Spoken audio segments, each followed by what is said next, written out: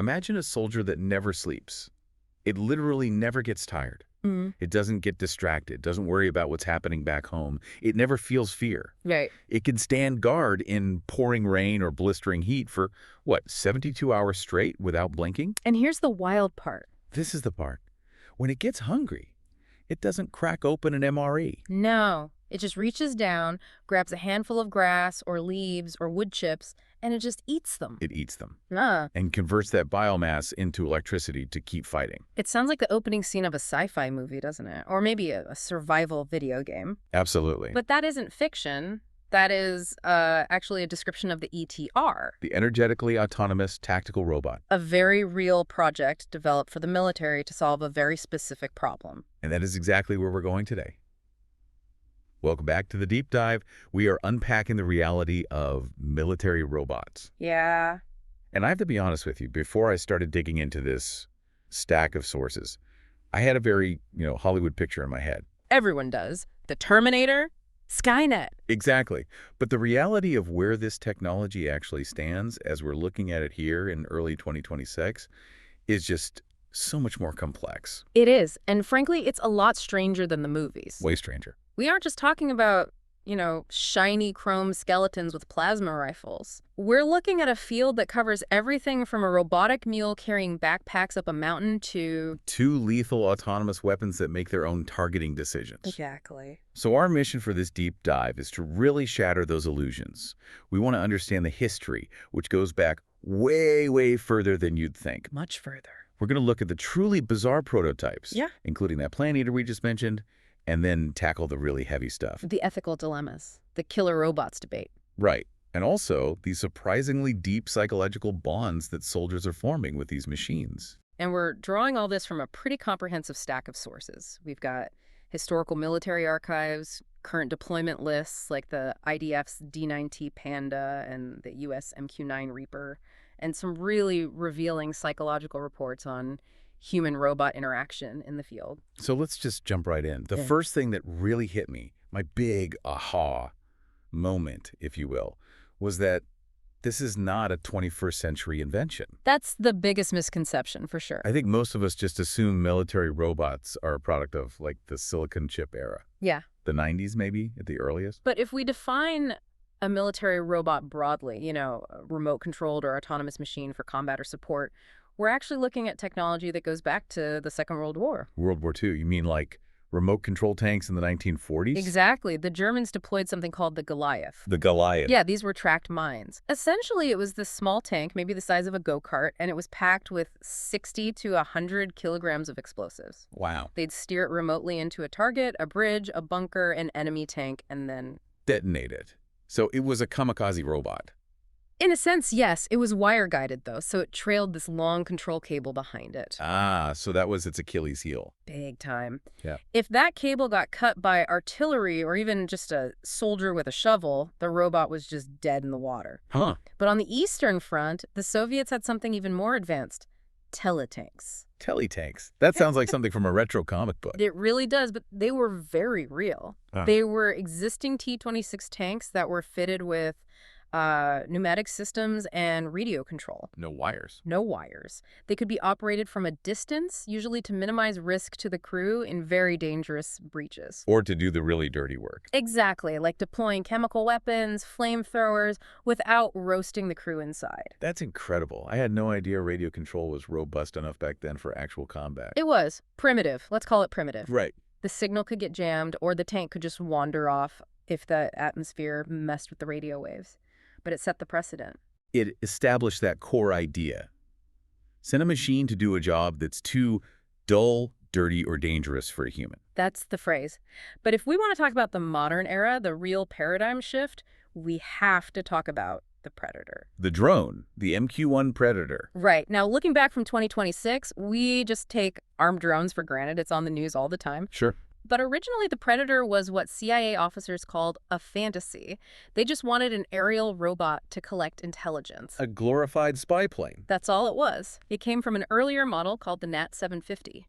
The idea of actually arming it was a massive technological and, frankly, bureaucratic leap. So it went from just being a camera in the sky to a full-on weapon platform. Precisely. The U.S. military started investing heavily, realizing that if you could strap Hellfire missiles to the wings, you completely changed the paradigm of warfare. You could not only see the target from a command center halfway around the world. But you could engage it. And this created the concept of extreme asymmetric warfare. And this brings up a point I found a bit confusing in the sources, and I think it's important to clarify for everyone listening. Okay. We keep using the words robot and drone almost interchangeably. Is there a hard line between them? That is the million-dollar question, and even now, the line is incredibly blurry. As of 2025, there is still a lot of debate over the terminology in international law. So it's not just me being confused. Not at all. Generally, a drone refers to an unmanned vehicle, usually aerial, that's piloted remotely. There's a human in the loop flying it with a joystick. So a drone has a pilot. The pilot's just sitting in Nevada while the plane is over the ocean. Usually, yes. But the word robot implies a higher level of autonomy. A robot can sense its environment, process that information, and then act on it without constant human input. Okay, so if a drone can take off, fly a search pattern, identify a target, and land all by itself. Then it's acting robotically. So a drone is a robot if it flies itself. But a robot isn't necessarily a drone. Essentially, yeah. Some experts will argue that lethal autonomous weapons are the true robots because they make decisions, whereas a drone is just a platform. I see. But for this deep dive, we're really looking at the whole spectrum, anything that takes the human physically out of the vehicle. Okay, so let's talk about what these things actually look like. Because again, my brain immediately goes to humanoids. I picture a metal soldier running across a field. And that's not really the case, is it? Not at all, based on these deployment lists. And there's a simple engineering reason for that. The human body is actually really inefficient for most combat tasks. Bipedal walking on two legs is incredibly hard to replicate mechanically. Right. It takes so much processing power just to stay balanced. Exactly. You push a person, they stumble. You push a tank, it doesn't care. Form follows function. Most robots in use look like vehicles. Tanks, buggies, aircraft. They're built for stability and payload, not to look like us. So give us a tour of the menagerie. What's actually out there on the ground right now? Well, let's look at border regions, which are hotbeds for this tech. The Chinese PLA has deployed the Sharp Claw and the Mule 200 near the Indian border. Sharp Claw. Yeah, it's a small, tracked, unmanned ground vehicle that can carry a machine gun. It sits really low to the ground, so it's very hard to hit. It's like a deadly remote-controlled go-kart. In a way. It can scout ahead or provide covering fire while the human soldiers stay back. And then you have the Israeli military using the Guardium and the Shomer Gvulot, which translates to border keeper. Okay, border keeper. So these just patrol the fences. Exactly. They're autonomous ground vehicles with 360-degree cameras, microphones, sensors, and they just drive pre-planned routes over and over. Which makes sense. Patrol duty is boring, repetitive, and dangerous. The 3Ds. It's the perfect job to outsource to a robot. You don't want a human getting tired after staring at a fence for 8 hours. Dull, dirty, and dangerous. That is the mantra. And speaking of dirty work... Logistics. Carrying stuff. Right. The Indian Army uses the ARCV robotic mule. It's designed to carry heavy loads, ammo, water, rations, over really rough terrain where trucks can't go. So it saves soldiers from breaking their backs carrying a 100-pound pack up a mountain. It keeps them fresh for the actual fight. It's not glamorous, it's not shooting lasers, but it's vital. Okay, those are all very practical. But my favorite part of the research was the weird stuff. Oh, yeah. The prototypes that just make you stop and say, wait, they built what? There are definitely some oddities in the development history. I'm just going to say 2 words. Sniper. Copter. Yes. The Autonomous Rotorcraft Sniper System, a U.S. Army program. And the concept was exactly what it sounds like. A highly accurate .338 Lapua sniper rifle attached to an unmanned autonomous helicopter. That sounds terrifyingly effective. A flying sniper? The idea was for urban combat. Instead of putting a human sniper on a rooftop where they can get trapped, you just hover a drone outside a window. What about the recoil? I mean, a rifle like that kicks like a mule. That was the engineering challenge. Trying to stabilize that on a hovering platform required some incredible software. And speaking of software, we have to talk about the Segways. This one made me laugh out loud. Right. The Pentagon bought Segways. Like the things mall cops ride. They did. This was the Mobile Autonomous Robot Software program. They bought 15 of them, not to send into battle, I was hoping. but because Segways are actually excellent platforms for testing balance and movement algorithms. So they were using the Segway to teach the software how to stay upright. Exactly. They use them to develop the code that would eventually go into more rugged military robots. It's a great example of how civilian tech gets cannibalized for defense. I just love that mental image. But we have to circle back to the hook we started with. The Plant Eater, the EETR. The energetically autonomous tactical robot. This was a project meant to solve the range problem. Right. If you send a robot deep behind enemy lines, eventually its batteries die or it runs out of gas. And solar is just too slow and weather dependent. So the solution is make it a vegetarian. In a sense, the system was designed to forage for plant matter leaves, wood chips, biomass. Oh, I had an arm, right. A robotic arm, yeah. It would grab vegetation, stuff it into a hopper, and burn it in an external combustion engine, basically a high-tech steam engine, to generate electricity. So theoretically, it could just keep going forever. As long as there was a forest, yes, Yeah. It could operate indefinitely. I noticed the sources were very clear about specifying plant matter. Yes. I imagine they had to be very clear it wasn't eating other things on the battlefield. There are definitely some PR concerns there. When the news broke, people immediately jumped to the conclusion that it would consume bodies. The developers had to issue a very stern press release clarifying it was strictly vegetarian. Which is reassuring, but also a glimpse into how quickly public fear spikes with this stuff. Yeah. And that brings us to the serious pivot. Yeah. Because all of this tech, the patrols, the snipers, the self-fueling engines, it all leads to one very big, very heavy question. The lethality threshold. This is the core of the ethical debate. It's one thing to have a robot carry a backpack. It's another thing to have it carry a gun. And it's an entirely different universe when you give that robot the authority to pull the trigger without a human saying yes.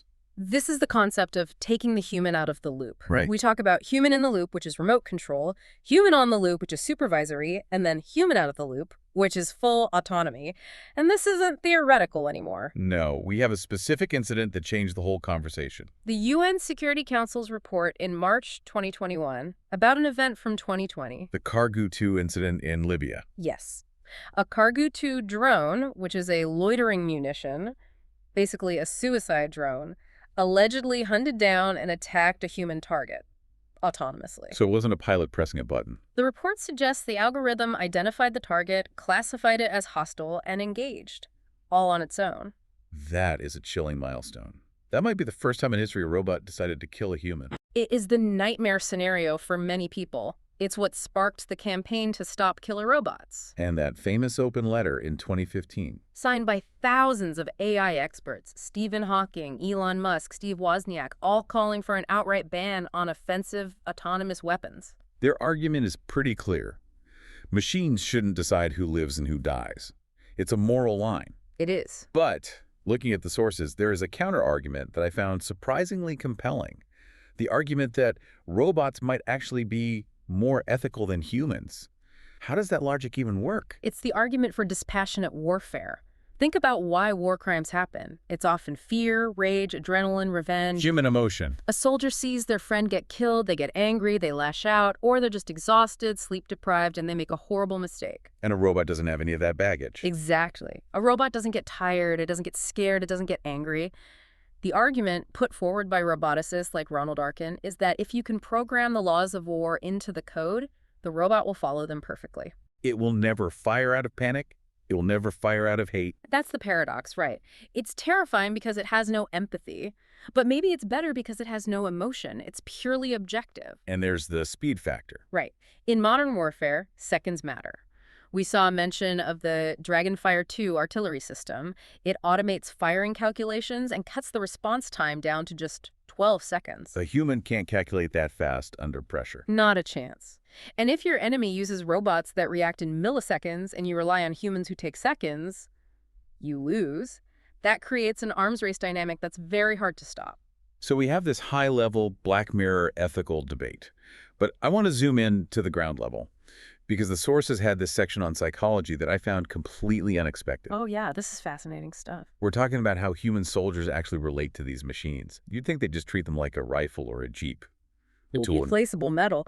But the data shows the complete opposite. The survey mentioned that 746 military personnel were asked, and 80% said they either liked or loved their robots. Yeah. Loved. That's a strong word for a piece of hardware. It's a very strong bond, and you see it in how they treat them. It starts with naming. They name them, not just like Unit 734. No, personal names. Scooby-Doo, Wally, sometimes the name of a wife or a pet. The sources mention the gender assigned often relates to the operator's marital status. That's a fascinating detail. Single soldiers tend to give them female names.